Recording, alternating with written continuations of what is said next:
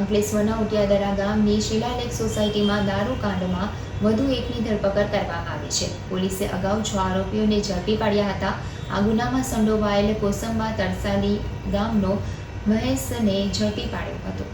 અંકલેશ્વરમાં ઉટિયાદરા ગામની શિલાલેખ સોસાયટીમાં ભાડે રાખેલ મકાનમાંથી ઇંગ્લિશ દારૂ ઝડપાવવાને મામલે પોલીસે વધુ એક આરોપીને ઝડપી પાડ્યો.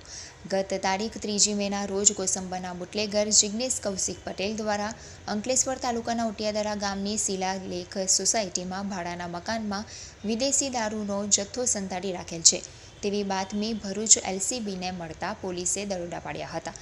પોલીસે સ્થળ ઉપરથી ઇંગ્લિશ દારૂની 1664 નંગ બોટલ મળી આવી હતી.